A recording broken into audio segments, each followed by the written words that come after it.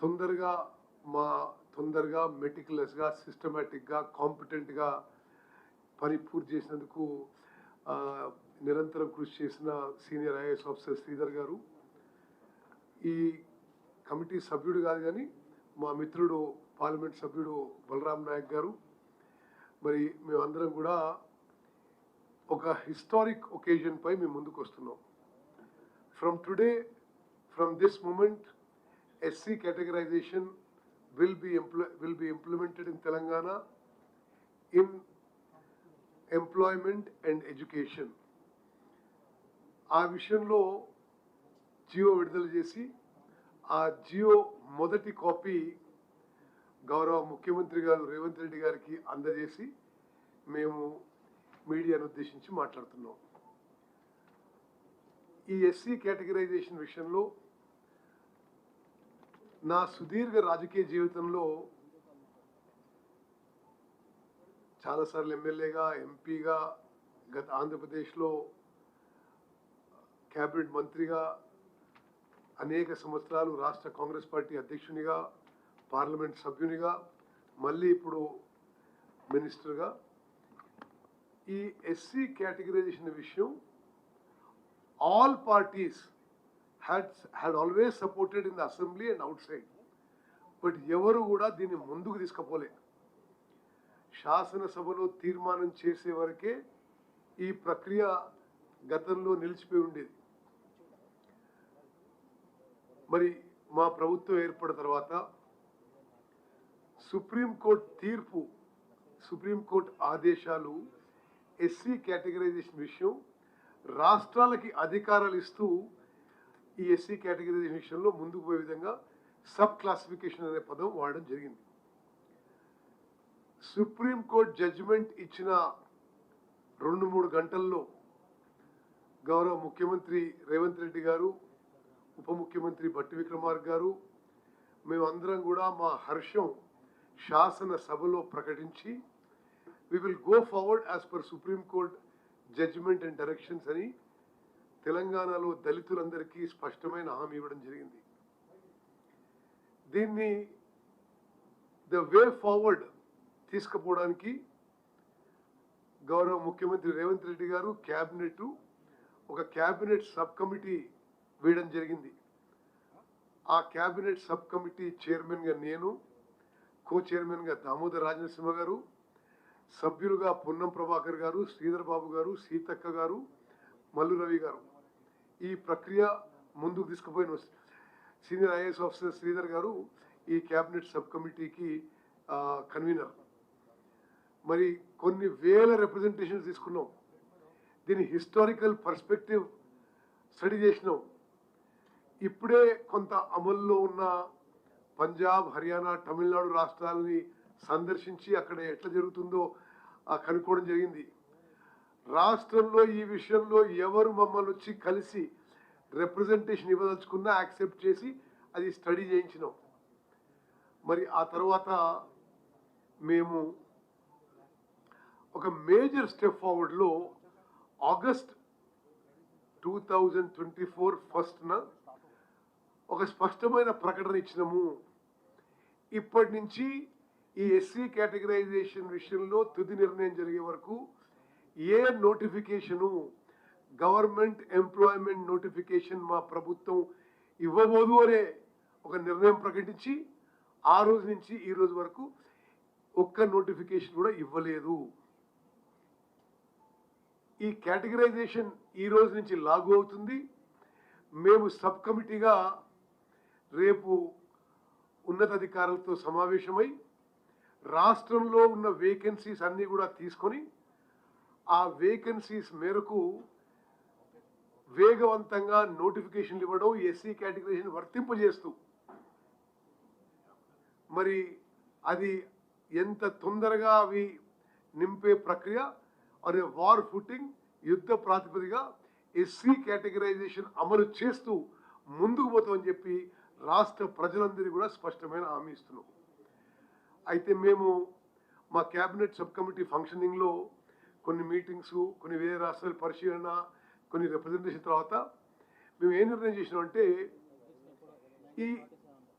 59 ఉపకులాల్లో ఇంటర్సే backwardness, ఎవరు ఎక్కువ బ్యాక్వర్డు, ఎవరు కొద్దిగా తక్కువ బ్యాక్వర్డు అనే విషయాన్ని పరిశీలించడానికి, ఏ విధంగా ఈ కేటగరైజేషన్ చేయాలి అనే దానికి మేము పొలిటికల్ ఎగ్జిక్యూటివ్ కంటే ఒక న్యాయ వ్యవస్థకి ఈ పని అప్పజెప్పాలనే ఉద్దేశంతో మా రికమెండేషన్ మేరకు రాష్ట్ర కేబినెట్ గౌరవనీయులు పెద్దలు, అపారమైన న్యాయ వ్యవస్థలో జిల్లా జడ్జి నుంచి హైకోర్టు జడ్జి వరకు అపారమైన అనుభవం ఉన్న, సామాజిక న్యాయం సామాజిక స్ఫూర్తున్న జస్టిస్ షమీమ్ అఖ్తర్ గారిని 1 మ్యాన్ జ్యుడిషియల్ కమిషన్గా ప్రభుత్వం నియమించింది.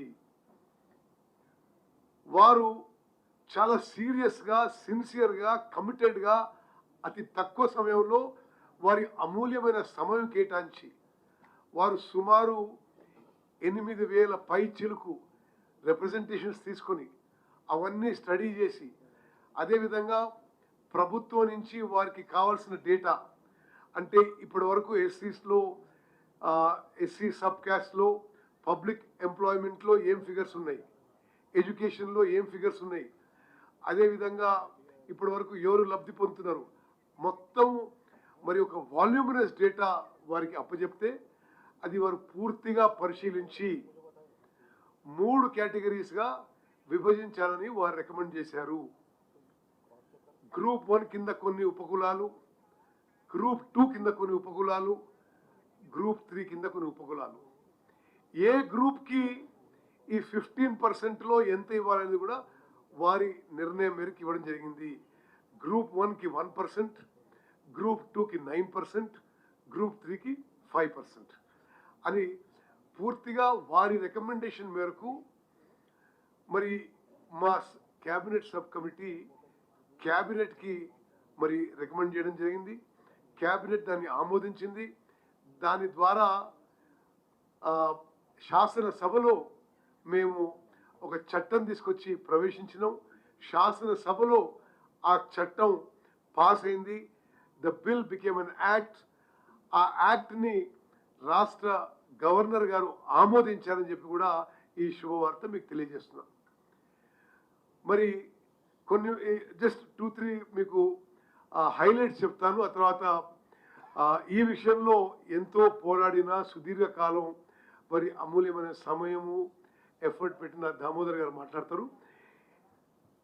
మొత్తం భారతదేశంలో సుప్రీంకోర్టు తీర్పు ఇచ్చిన తర్వాత ఈ ఎస్సీ కేటగరైజేషన్ అమలు చేయే మొదటి రాష్ట్రం తెలంగాణ రాష్ట్రం అని చెప్పి మీ ద్వారా నేను మనవి చేస్తున్నాను. అదేవిధంగా మేము ఈరోజే ముందుగా మరి గవర్నర్ ఆమోదం వచ్చింది కాబట్టి జియో 33 డేటెడ్ 14th ఏప్రిల్ ఇవ్వడం జరిగింది. The Telangana scheduled caste rationalisation of reservation act 2025 will be published in the Telangana Gazette in English, Telugu and Urdu languages as Telangana Act number 15 of 2025. This is immediately after the Governor assent has come.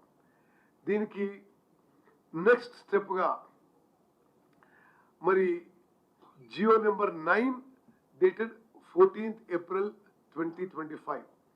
మరి ఈరోజు అంబేద్కర్ జయంతి కాబట్టి మరి సామాజిక స్ఫూర్తితో మరి మేము ఇదే రోజు ఎస్సీ కేటగరైజేషన్ అమలు should come in to force అనే విధంగా మేము ప్లాన్ చేసుకొని ఈరోజు మరి ప్రకటించడం జరుగుతుంది.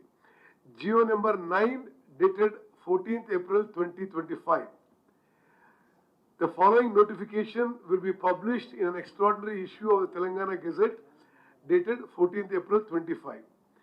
In exercise of the powers conferred by Section 8 of the Telangana Scheduled Caste Rationalization of Reservations Act 2025, Telangana Act number 15 of 2025, the Government of Telangana hereby appoint the 14th April 2025 as the date on which the said act shall come into force.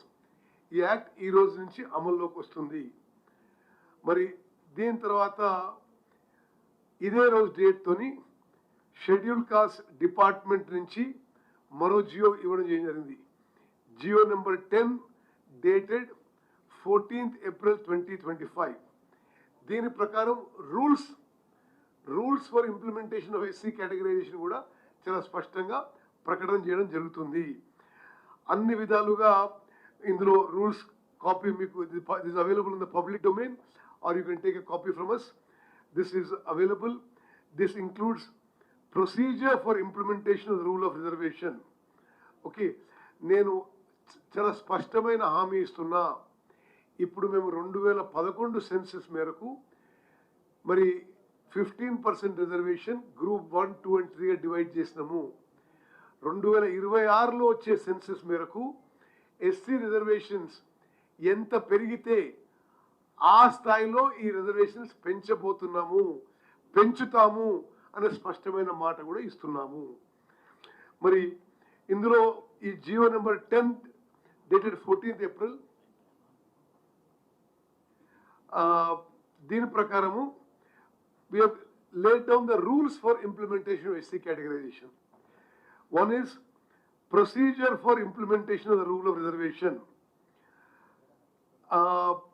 ఇది దాని ప్రకారం ఏ విధంగా 1% చేస్తాము, 9% చేస్తాము, 5% చేస్తాము అని కూడా ఇవ్వడం జరిగింది. అదేవిధంగా రిజర్వేషన్ ఫర్ ఉమెన్, మళ్ళీ ఎస్సీ కేటగరైజేషన్లో రిజర్వేషన్ ఫర్ ఉమెన్ ఏ విధంగా జరుగుతుందని చెప్పి కూడా ఈ రూల్స్లో మెన్షన్ చేశాము. అదేవిధంగా if eligible candidates are not available ఏం ప్రొసీజర్ ఫాలో అని కూడా ఇందులో ఈ రూల్స్లో వివరించబడ్డది. ఏ విధంగా వేకెన్సీస్ క్యారీ ఫార్వర్డ్ అవుతాయి అది కూడా, అంటే అది నేను చదువుతాను మీకు.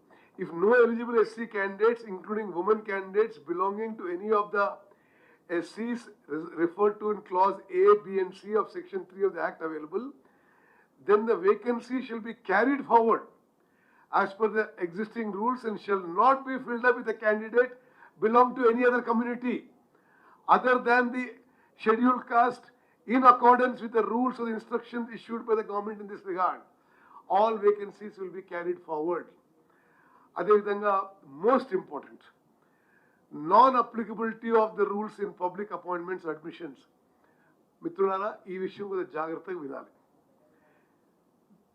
In the case of notifications of advertisements which have already been issued and not finalized for appointments in public service or admission into education institutions prior to the commencement of this act, ante ee roju kante mundu, these rules shall not be made applicable.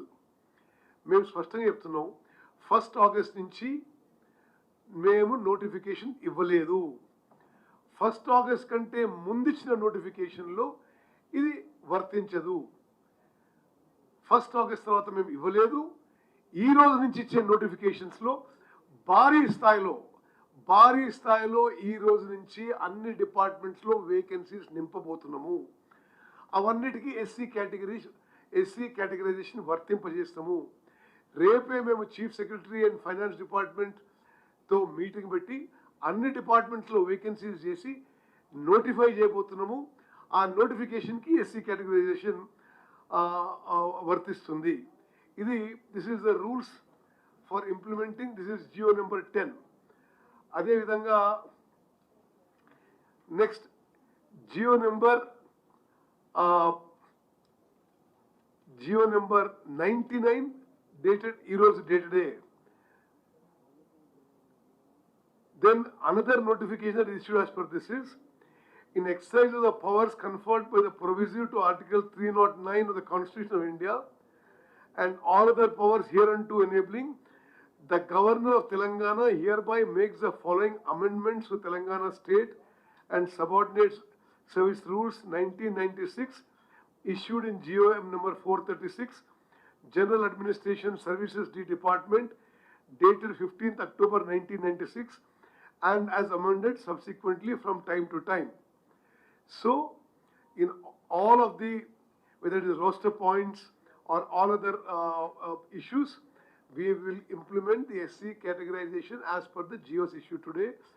From this moment, it is the SC categorization will come into force. మీకు మాకు ఈ ఎక్సైజ్లో ఈ చారిత్రాత్మక ఘట్టంలో పాల్గొనడం ఇది it is our good fortune.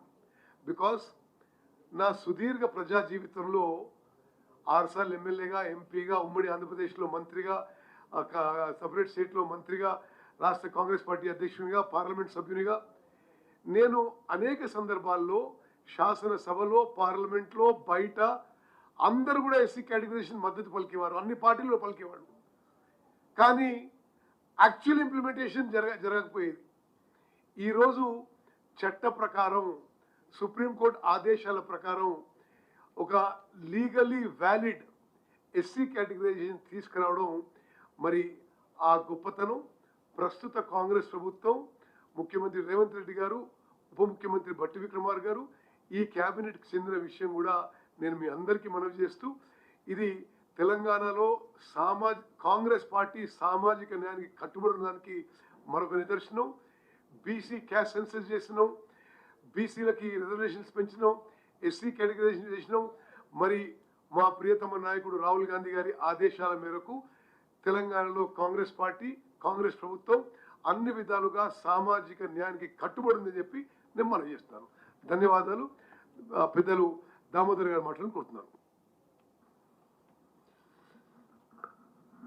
పెద్దలు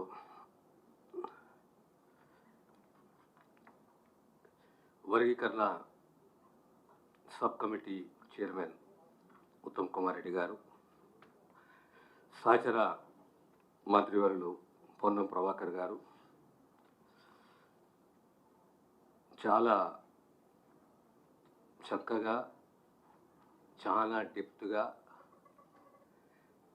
అన్ని legal angles, social angles, supreme court judgement, ఆ సుప్రీంకోర్టు జడ్జిమెంట్ ఆధారంగా 90 రోజులలో కమిటీ రిపోర్ట్ ఇచ్చిన మాజీ జస్టిస్ షమీమ్ అఖ్తర్ గారు, మా బలరాం నాయక్ గారు, మా ఎస్సీ డిపార్ట్మెంట్ సెక్రటరీ శ్రీధర్ గారు, మిత్రులారా,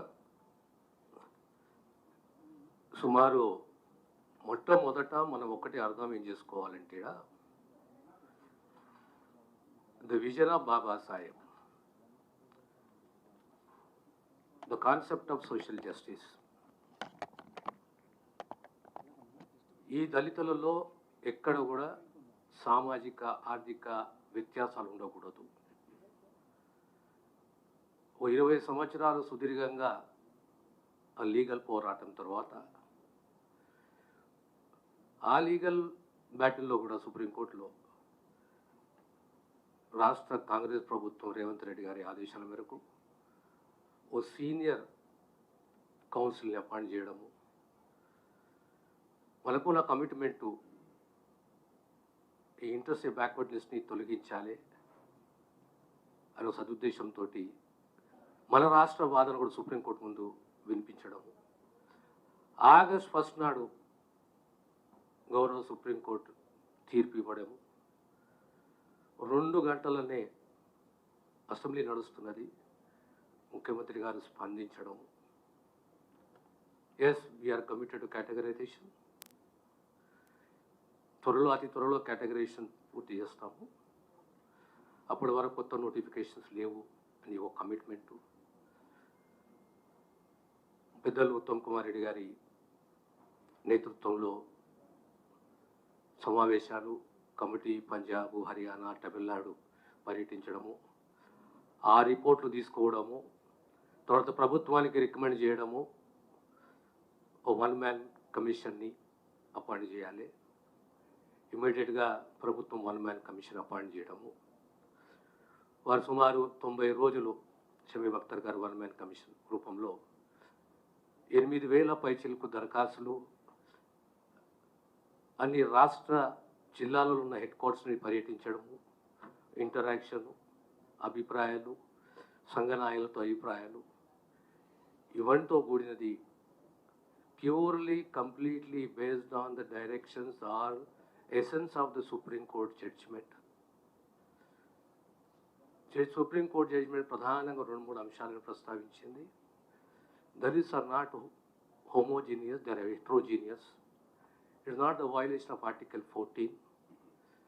States have the power to go for classification or categorization. ఇందులో ప్రత్యేకంగా ఎంపిరికల్ డేటా, ఇంటర్స్టేట్ బ్యాక్వర్డ్నెస్ అనేది పరిగణలోకి తీసుకోవాలి. దాని ఆధారంగా ఏ రాష్ట్రమైనా ఈ కేటగరైజేషన్ చేసుకోవచ్చు.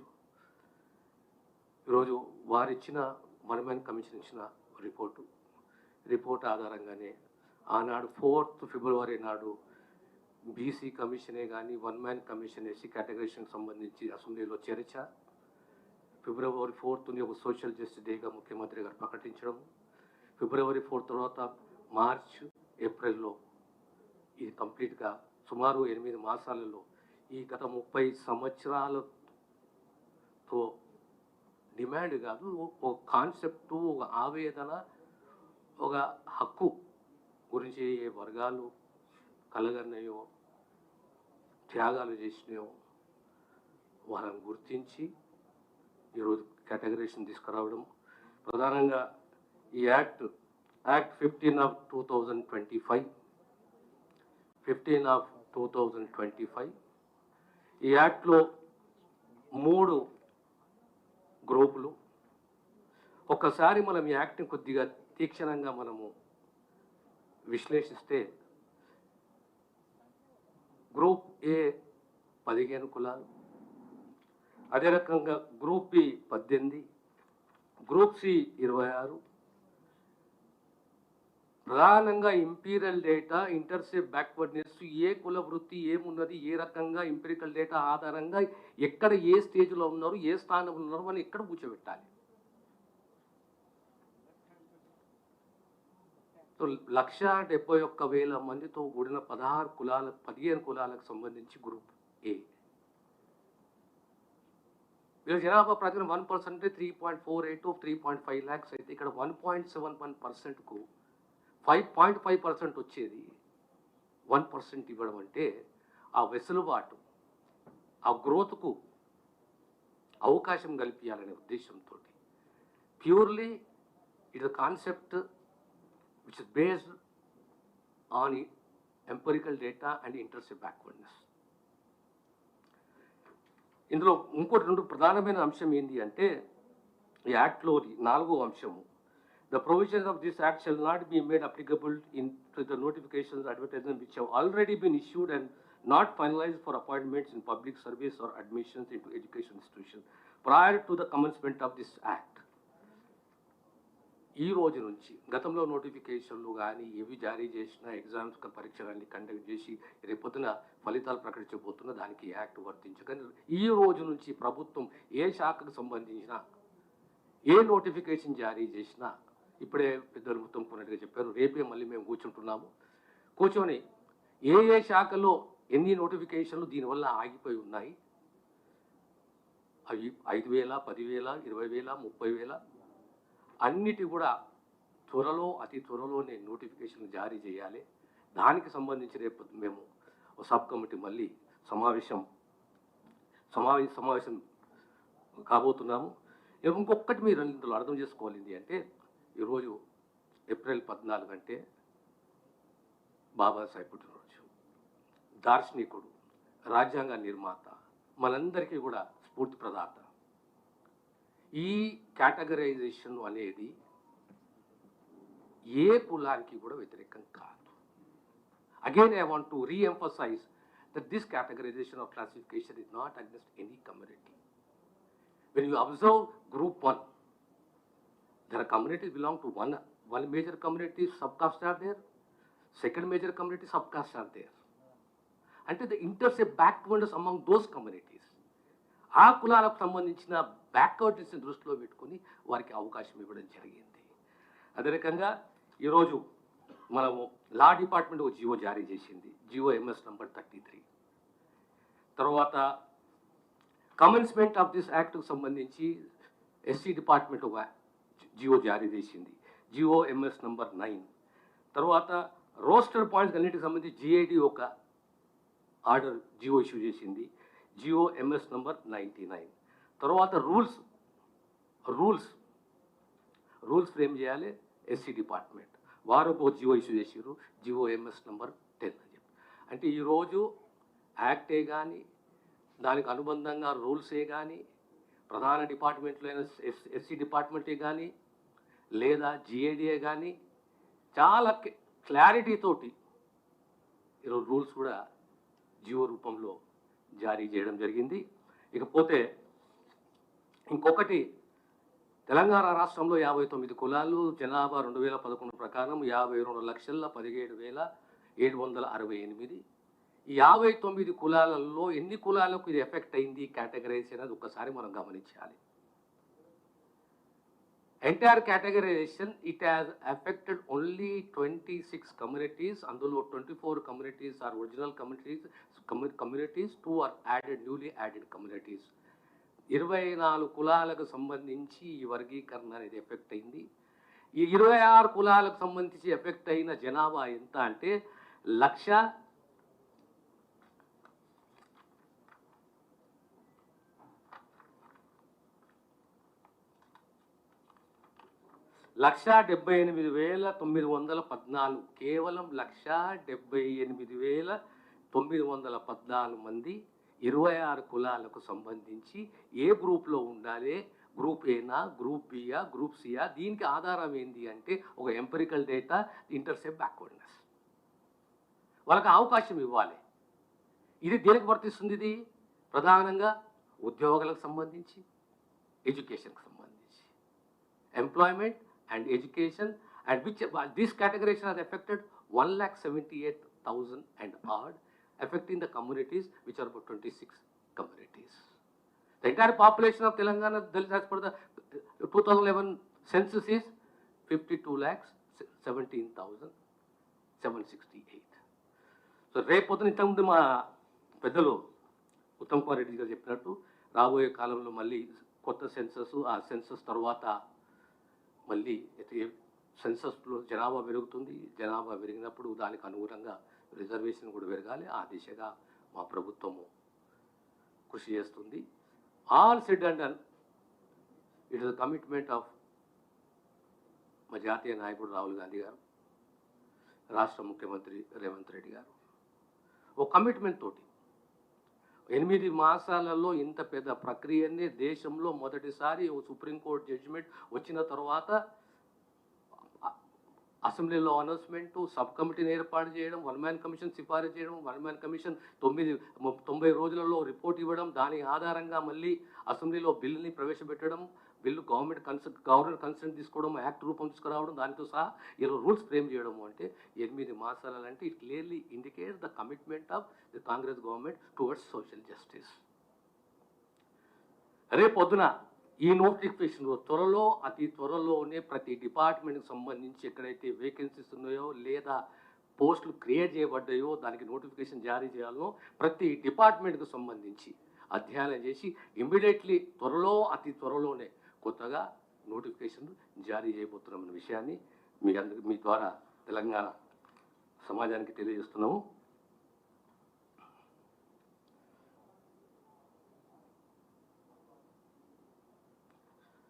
సో ఇది ఒక రకంగా మేమందరం కూడా అదృష్టంగా భావిస్తాము. అంటే ఆ కమ్యూనిటీస్ కూడా ఎదగాలి, ఈ కాంపిటేటివ్ ప్రపంచంలో బ్రతకాలి.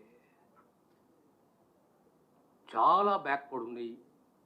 లిటరసీయే కానీ, ఎడ్యుకేషన్ లిటరసీయే కానీ, సోషల్ యాంగిలే కానీ, ఫైనాన్షియల్ యాంగిలే కానీ, పొలిటికల్ యాంగిలే కానీ వాళ్ళు కూడా కాంపిటేటివ్ ప్రపంచంలో రావాలి అని ఒక సదుద్దేశంతో ప్యూర్లీ సుప్రీంకోర్టు యొక్క తీర్పు ఆధారంగా మా 1 మ్యాన్ కమిషన్ ఇచ్చిన రిపోర్ట్ ఆధారంగా ఒక రోస్టర్ ఒక క్రీమీ లేయర్ తప్ప ఇంక్లూడింగ్ రోస్టర్ కూడా ఈ యాక్ట్లో క్లారిటీ తోటి ఇవ్వడం జరిగింది. ఇది మరొకసారి నేను మా చైర్మన్ గారికి ధన్యవాదాలు తెలియజేస్తున్నాను. గతంలో 2013లో కూడా ఇదే రకంగా సమైక్య రాష్ట్రంలో ఉప ముఖ్యమంత్రిగా సప్లాన్ చేసినాము. 2014లో తెలంగాణ వాదన కోర్ కమిటీ ప్రధానమంత్రి సోనియా గాంధీ గారి ముంగట తెలంగాణ వాదన వినిపించినాము. ఈరోజు మళ్ళీ కేటగరైజేషన్లో కూడా మాకున్న అవకాశాలు ముఖ్యమంత్రిగా కల్పించినందుకు మా పెద్దలు ఉత్తమ్ కుమార్ రెడ్డి గారు కల్పించినందుకు వారికి నా హృదయపూర్వక ధన్యవాదాలు తెలియజేస్తున్నాను. Thank you. Any questions?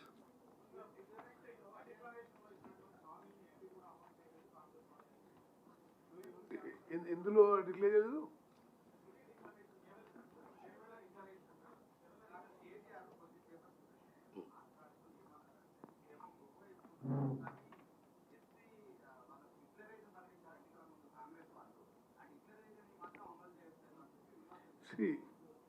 మోసం చేయడం, అబద్ధాలు మాట్లాడడం, ఆ పేటెంట్ అంతా వాళ్ళకే ఉంది. This is a historic occasion. SC categorisation ఎందుకు చేయలేదా? మరి ఏ మొహం పెట్టుకొని మాట్లాడుతున్నారు ఈరోజు వాళ్ళు? నేనేమంటున్నా, this is a historic occasion in the history of combined Andhra Pradesh Telangana. మీరు ఎందుకు చేయలేదు 10 ఏళ్ళు? మరి ఈరోజు ఇది మాట్లాడడం ఇది సరైనది కాదు. Congress party is committed for social justice, for the welfare and the security and the well-being of SC, ST, BC, minorities and women. That's all. Okay? Thank you.